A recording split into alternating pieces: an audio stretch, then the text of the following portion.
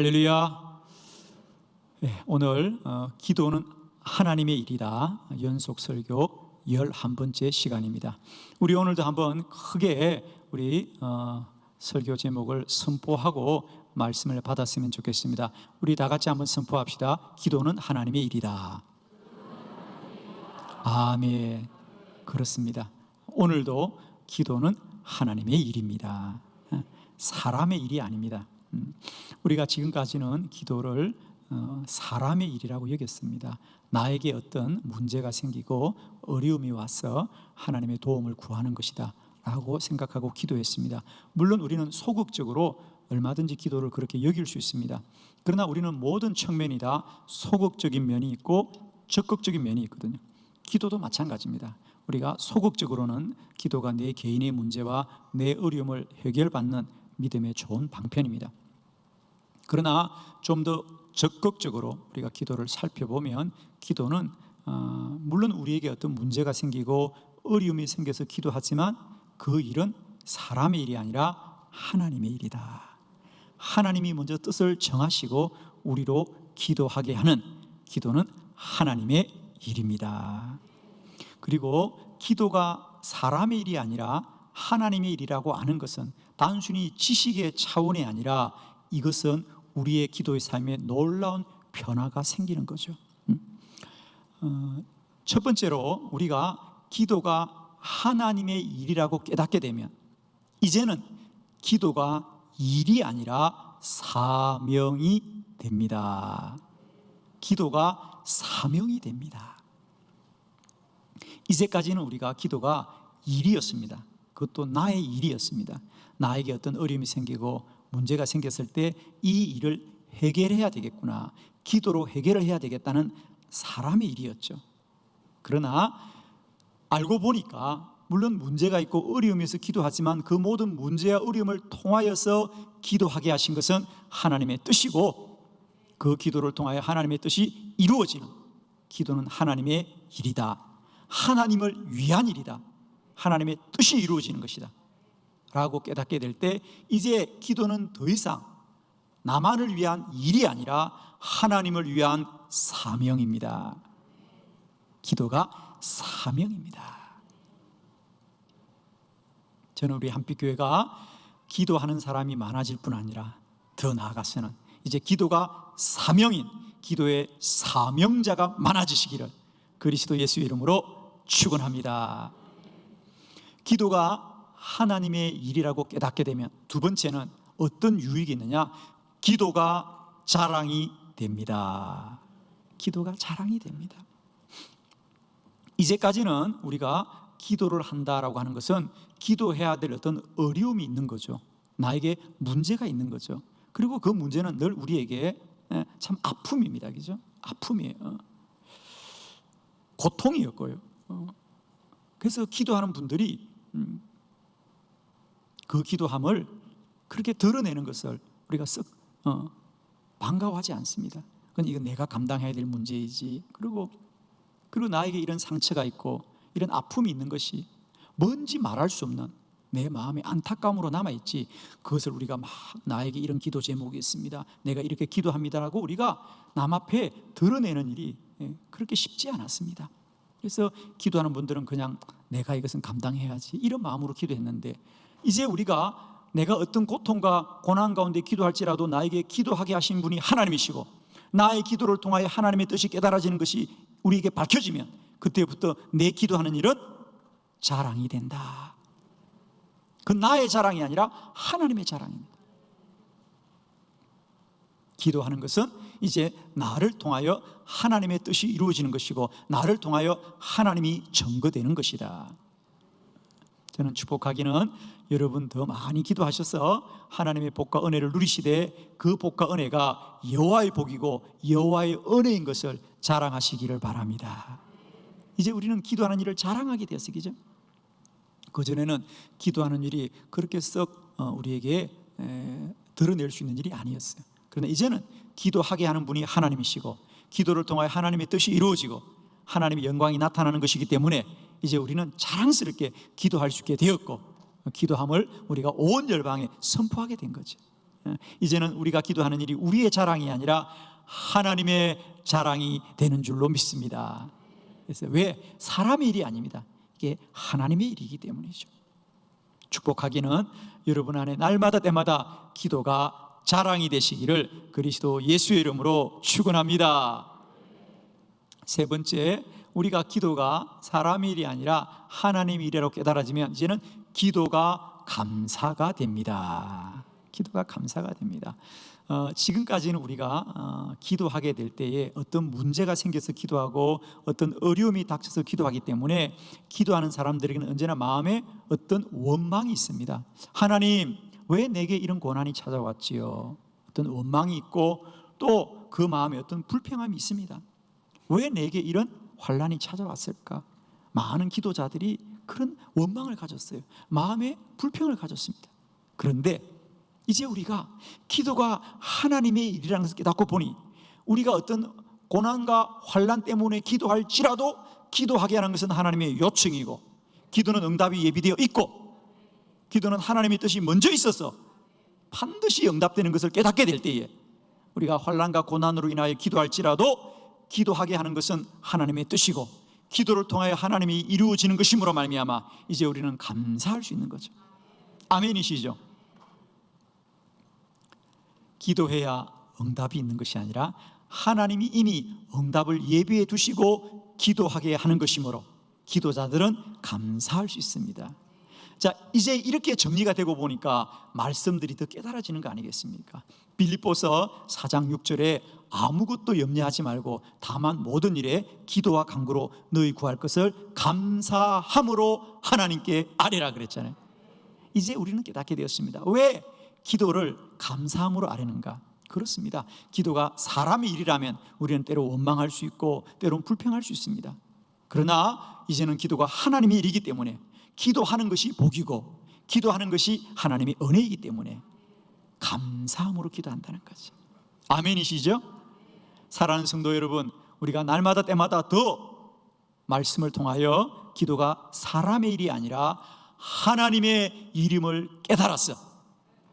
이제는 기도가 일이 아니라 사명이 되고, 날마다 때마다 기도가 우리 안에 자랑이 되고, 기도가 감사가 되시기를 그리스도 예수의 이름으로 축원합니다. 아멘이시죠? 네. 오늘은 사도행전 12장에 있는 예루살렘 교회의 기도에 관하여 함께 말씀을 나누면서 여전히 그들이 환난과 고난 가운데 기도할지라도 기도는 하나님의 일입니다. 이 진리를 우리가 함께 깨닫기를 원합니다. 사도행전 12장에 보면 헤롯 왕이 이제 초대 교회를 박해하기 시작했습니다. 그래서 먼저는 야고보가 순교를 당했습니다. 그리고 유대인들이 헤롯이 교회를 박해하는 걸 보고 그들이 호응을 해 주었다 그랬습니다. 그러자 헤롯이 드디어 베드로도 옥에 가두었습니다. 그러자 예루살렘 교회가 베드로를 위하여 간절하게 기도했습니다.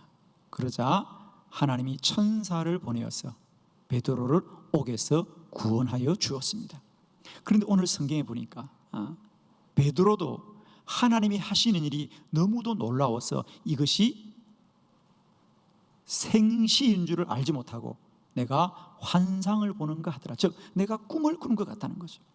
도무지 일어날 수 없는 일이 일어나는 것을 볼 때 우선 베드로 자신이 놀랬고, 두 번째로는 베드로가 이 일이 기뻐서 성도들의 집에 찾아가서 베드로가 왔습니다라고 했을 때 그들도 여전히 그때까지 베드로를 위하여 기도하고 있는데 그들조차도 베드로가 이렇게 석방되는 것을 믿지 못하였어. 베드로의 천사가 왔나라고 할 만큼 하나님이 일하고 행하심은 크고 놀라운 역사였더라는 거지. 그렇습니다. 기도는 사람이 하는 일이 아니고요, 하나님의 일이고 하나님의 역사합니다. 오늘 우리가 이 예루살렘 교회 성도들을 통하여 다시 한번 기도가 사람의 일이 아니고 하나님의 일인 것을 깨닫고 이 놀라운 역사가 저와 여러분의 기도의 여정 속에도 날마다 때마다 누려지시기를 축원합니다. 여러분 받으신 주보를 참고하시고 네 가지 우리 기도는 하나님의 일이다. 첫 번째, 기도는 하나님의 요청입니다. 사도행전 12장 5절입니다. 다 같이 합독합니다. 시작. 이에 베드로는 옥에 갇혔고 교회는 그를 위하여 간절히 하나님께 기도하더라. 아멘. 이에 베드로는 옥에 갇혔고 교회는 그를 위하여 간절히 하나님께 기도하더라 그랬어요. 사실 이 본문을 보면 그래요. 베드로가 옥에 갇혔으니까 교회 성도들은 그를 위하여 기도하는 것이 당연할 거라고 생각합니다. 그러나 이제 여러분이 성경을 조금만 읽어보면 생각이 달라질 수 있어요. 자, 1절과 2절을 한번 볼까요, 여러분? 1절과 2절. 자, 한번 우리 1절, 2절을 한번 다 같이 합독해 보도록 하겠습니다. 시작. 헤롯 왕이 손을 들어 교회 중에서 몇 사람을 해하려 하여 요한의 형제 야고보를 칼로 죽이니. 아멘. 자, 언제나 성경은 어떤 사건을 말할 때 그것이 언제 일어났느냐 또 누구에게 일어났느냐라는 어떤 배경을 우리에게 설명을 해주거든요. 자, 오늘 베드로가 옥에 갇혔고 예루살렘 교회는 베드로를 위해서 기도했는데 그 일이 언제 일어난 일인가? 언제 일어난 일인가? 언제 일어났다고요? 그렇습니다. 헤롯 왕이 이미 먼저 잡혔던 요한의 형제 야고보를 이미 칼로 죽였다는 겁니다. 이 말은 무슨 말을 암시합니까? 이제 베드로도 곧 죽게 될 것이라는 걸 암시하는 거예요.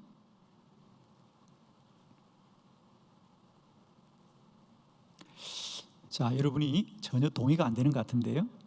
제가 예를 들면 이렇게 한번 말씀을 드려볼게요. 제가 오래전에 중국에 선교를 갔을 때 제가 단동 지역의 선교사들을 만나러 갔습니다. 제가 단동에 갔을 때 얼마 전에 어떤 사건이 일어났느냐 하면 단동에 한국인 선교사가 길을 가다가 독침을 맞아서 죽었습니다. 아마 기억하시는 분들 그때 그 사건이 국내에도 알려졌어요. 그것은 선교사들을 위한 경고였어요. 그래서 그 단동에 있는 20여 명의 우리 선교사님들이 두려움 속에 빠져 있을 때입니다. 얼마 전에 동료 선교사가 독침에 맞았어요. 그러니까 원인도 밝히지 못하는, 아직도 밝히지 않았어요. 그럴 때 제가 그 지역에 방문해서 선교사님들 만났을 때 그 선교사님이 가진 두려움이랑은 이루 말할 수 없다는 거죠. 그때 제가 그분들과 금요일 저녁 밤을 새며 철야했던 기억이 아직도 선명하면서 그때 그들이 가졌던 그 두려움, 오늘 본문이 그와 같다는 겁니다, 여러분. 베드로가 옥에 갇혔는데 그냥 갇힌 게 아니고 먼저 옥에 잡혀왔던 야고보는 이미 죽었다는 거예요. 이 말씀은 베드로도 위험하다는 거예요. 그런데 예루살렘 성도들은 그런 위험 앞에서도 포기하지 않고 기도하더라.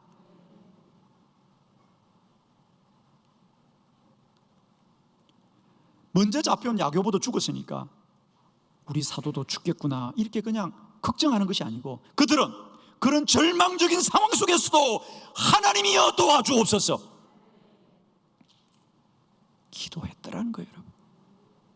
그러면 그들이 그저 걱정하고 염려하지 않고 기도할 수 있는 것은 어떻게 기도했느냐? 믿음이 있었기 때문이고 그 특별한 믿음은 주님이 주신 것이죠. 오늘도 우리는 마찬가지입니다. 이 코로나 바이러스 중에 많은 사람은 염려하고 근심할지라도 우리는 기도하리라. 기도는 하나님의 요청이라는 겁니다. 여러분에게 어떤 문제 앞에 기도해야 되겠다는 마음이 들거든 그건 하나님이 주신 뜻인 줄 알고 순종할 수 있기를 축복합니다. 기도는 하나님의 요청입니다. 그건 결코 사람의 생각으로 할 수 있는 게 아니라는 겁니다. 사람의 생각으로는 근심하고 염려하고 문제를 바라볼 뿐이지만 믿음으로 기도하면 그 문제를 이기는 것이죠. 기적이 일어나는 것이지요. 오늘 기억하십시오. 베드로가 옥에 갇히고 예루살렘 성도들이 기도했던 것은 야고보의 순교 앞에서도 절망하지 않고 하나님 기적을 일으켜 주시옵소서. 그 믿음은 하나님이 주신 믿음이었다. 두 번째, 기도는 응답이 예비되어 있습니다. 사도행전 12장 3절입니다. 다 같이 합독합니다. 시작. 유대인들이 이 일을 기뻐하는 것을 보고 베드로도 잡으려 할세 때는 무교절 기간이라. 아멘. 유대인들이 이제 베드로가 옥에 갇힌 걸 보고 그들이 기뻐하더라. 왜? 유대인들의 눈에 이 베드로가 눈에 가시였거든요. 그런데 이제 그도 곧 죽게 될 것을 생각하니까 그들이 기뻐하더라. 그래서 베드로도 잡으려고 할세. 베드로도 잡으려고 할세. 여기서 베드로를 잡으려고 한다는 얘기는 그를 잡아서 옥에 가둔다는 뜻이 아닙니다. 이미 베드로는 옥에 갇힌 겁니다. 여기서 잡으려고 할세는 잡는다는 것이 아니고 그를 죽인다 이 말입니다. 그죠? 그도 처형을 하려고 하는데 마침 그때가 무교절 기간이더라. 유대 사람들에게 있어서 무교절과 유월절은 신성한 절기입니다. 그래서 그때는 사형을 집행하지 않거든요. 참 놀라운 말씀입니다. 그들이 유대인들이 기뻐하고 헤롯이 베드로를 죽이려고 옥에까지 가두어 두었는데 문제는 마침 그때가 무교절 기간이더라. 대략 무교절과 유월절은 한 3주에 걸쳐서 오랜 절기입니다. 그 중에서 무교절기는 한 주간을 지키는 것이니까 아마 그때가 무교절 기간이라는 것은 아마 한 주간을 말하는 것 같습니다. 죽어야 되는데 마침 그때가 무교절 기간이라서 죽일 수 없었고 그 기간 속에 하나님이 역사하셔서 베드로를 구원한 줄로 믿습니다. 그렇습니다. 성도들이 기도하기 전에 먼저 하나님이 구별된 절기를 통하여 베드로의 살릴 길을 예비하신 것을 찬양합니다. 할렐루야. 기도는 하나님의 응답이 예비되어 있었어요. 살 길을 허락하여 주시는 거죠. 그러므로 이제 우리가 기도해야 응답을 받는 것이 아니라 하나님이 우리에게 살 길을 준비해 두고 기도하라, 기도하라, 기도하라 믿음을 주신 줄로 믿습니다. 그러니까 우리에게 믿음은 왜 생겨나냐면 하나님이 주실 응답이 준비되어 있기 때문에 우리가 믿음을 갖는 거예요. 아마 우리 산을 다니시는 분들은 요즘 계절에 좀 깊은 산을 다니시다 보면 어딘가에 더덕 향기가 난다 그럴 겁니다. 그죠? 산에 가면 가끔씩 우리가 발길에 지나다 보면 더덕 향이 납니다. 물론 산을 잘 아는 분들은 그 더덕을 찾아서 캐기도 하지요. 그러나 우리는 대체로 그냥 지나갑니다. 어딘가 더덕이 있나 보다 그러고 지나가죠. 그렇습니다. 더덕 향이 난다는 것은 우리는 당장 눈에 보이지 않더라도 어딘가에 더덕이 있다는 거죠. 아멘이시죠?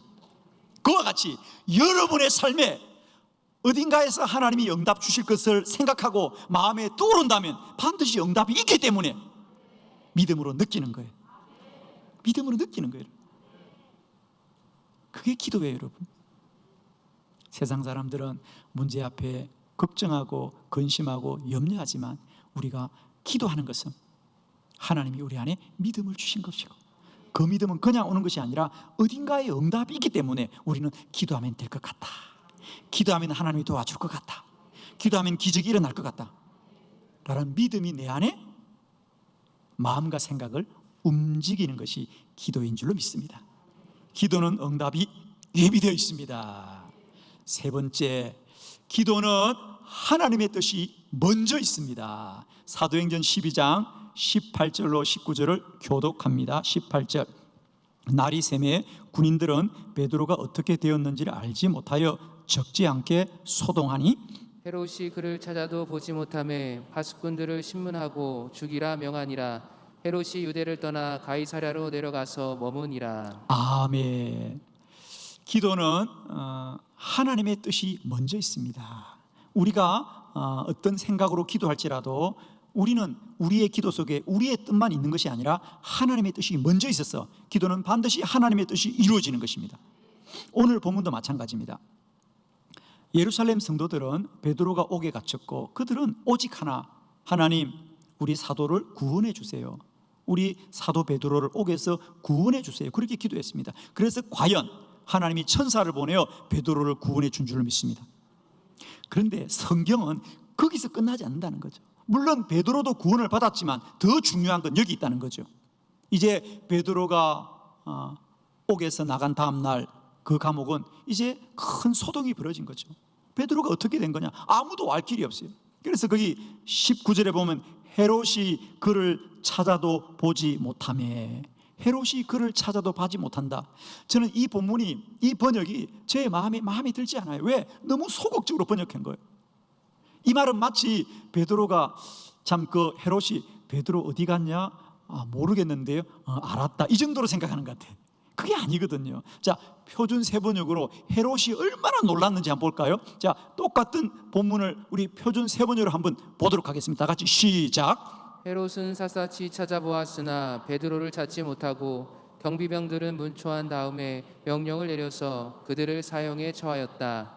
그런 다음에 헤롯은 유대를 떠나 가이사랴로 내려가서 거기에서 한동안 지냈다. 아멘.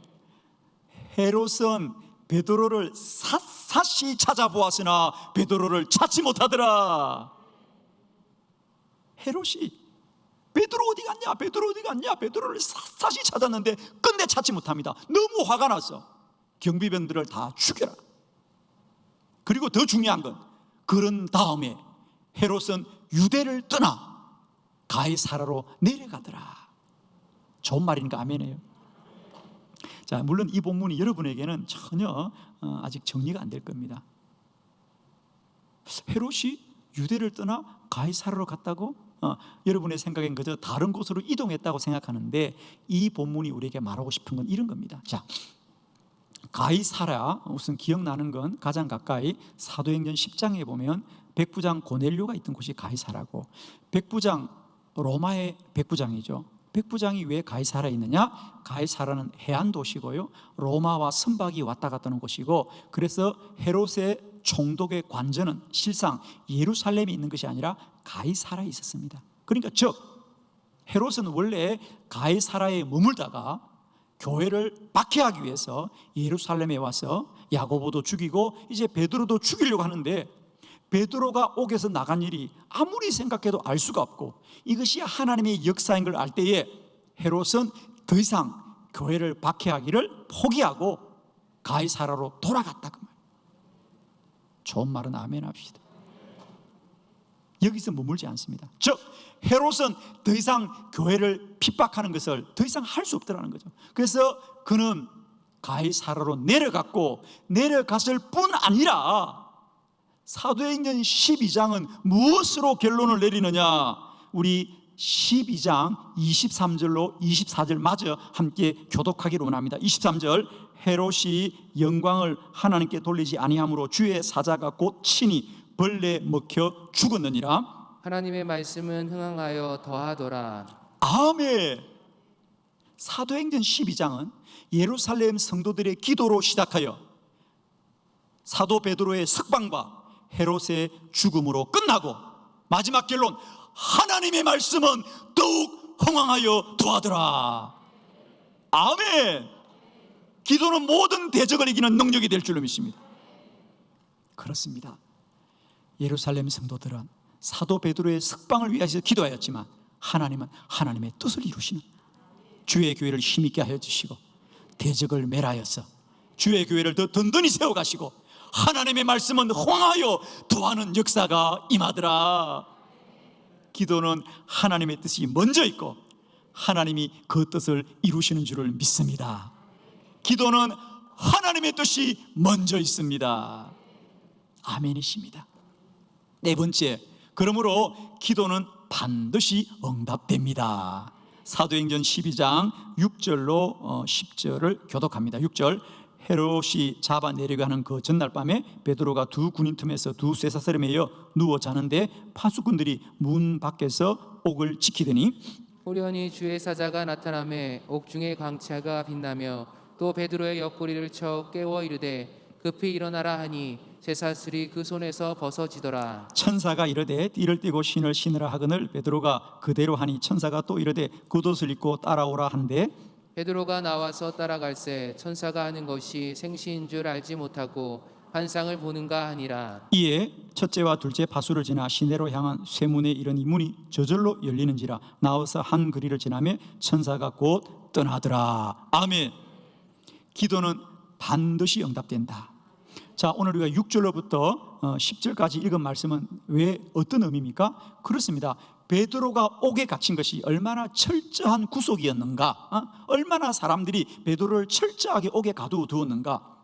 베드로가 옥에 갇혔는데 베드로만 옥에 갇힌 것이 아니라 두 사람이 베드로 사이에 누워서 쇠사슬로 묶어두었고, 그리고 또 파수꾼들이 문 바깥에서 지키고, 또 그 문 밖에 또 옥의 문이 있었는데 그 모든 문을 천사가 열고 베드로를 구원하였더라. 하나님의 하신 일이 너무도 놀라워서 베드로도 이것이 생시인 줄 알지 못하고 환상을 보는가 하더라. 즉 우리말로 하면 꿈을 꾸는 것 같더라는 거죠. 사랑하는 성도 여러분이요, 기도는 하나님이 반드시 응답합니다. 그 하나님의 역사하심은 꿈을 꾸는 것 같은 거예요. 인간의 말로는 다 설명할 수 없고 인간의 지식으로는 다 이해할 수 없어도 하나님은 일하시는, 기도 응답은 꿈을 꾸는 것 같더라. 그만큼 반드시 응답된다. 우리가 다 이해하지 못해도, 우리가 다 설명하지 못해도 하나님은 반드시 기도를 통하여 역사하고 일하십니다. 제가 오래전부터 알고 지낸 우리 집사님이 계십니다. 그 집사님은 기도를 참 많이 하는 집사님이에요. 정말 기도를 많이 하세요. 그래서 제가 한 번은 궁금해서 집사님에게 여쭈었습니다. 집사님은 어떻게 해서 그렇게 기도를 많이 하게 되셨어요? 그러니까 집사님이 그런 말씀을 하더라고. 목사님, 저에게도 정말 잊을 수 없는 체험이 있습니다. 본인이 고등학교 다닐 때 예수를 처음 믿고 기도하는 교회에서 기도가 뭔지도 몰랐지만은 늘 기도하는 마음이 사모되었는데 자기에게 확정을 준 사건이 있다는 거죠. 한 번은 학교를 갔다 오니까 집에 도둑이 들어서 엄마가 울면서 막 한탄을 하고 있다는 거죠. 아마 그 당시만 해도 대부분 다, 그죠? 우리가 현금이라든지 기중품을 다 집에다 숨겨둘 때 아닙니까? 그러니까 아마 그 집으로서는 그 재산을 다 잃은 것 같은 것이겠죠. 그래서 어머니가 큰 한탄에 빠져 있는데 그때 이 학생이 마음속에 기도해야 되겠다, 기도하면 하나님 도와주시겠구나. 그리고 그 길로 이 어린 소년은 교회로 달려갔습니다. 하염없이 울면서 하나님께 기도했는데 일어나 보니까 한 9시간쯤 기도했던 것 같아요. 자기가 9시간을 기도하고 이제 깜깜해져서 집으로 돌아갔습니다. 그런데 집에 놀라운 일이 벌어졌어요. 아마 아침에 누군가가 집에 돈을 다 훔쳐갔는데 자기가 9시간을 기도하고 집에 돌아보니 그 돈을 훔쳐갔던 그 이웃 마을의 한 여자가 그 모든 걸 다시 집에 가지고 왔더래. 왜 가지고 왔냐 물어보니까 남편이, 자기 집의 남편이 아내가 남의 집에 돈을 훔친 걸 알고 야단을 치면서 당장 돌려주더라 그래요. 사실은 적지 않은 돈인데도 불구하고 그 사람이 정말 부끄러움을 무릅쓰고 용서해달라고 훔쳐갔던 걸 그대로 들어가서 무릎을 꿇고 용서를 구하는데 그때 자기는 깨달았던 겁니다. 기도하면 하나님 일하시는구나. 기도하면 하나님 일하시는구나. 그 어린 마음에 자기는 그때 그 사건이 언제나 자기 마음속에 새겨졌어. 자기 일생 살 동안 언제나 기도하면 하나님 일하시고 기도는 반드시 응답된다 그랬습니다. 사랑하는 성도 여러분이여, 우리가 오늘도 어떤 환난과 고난 가운데 있을지라도 기도는 하나님이 일이십니다.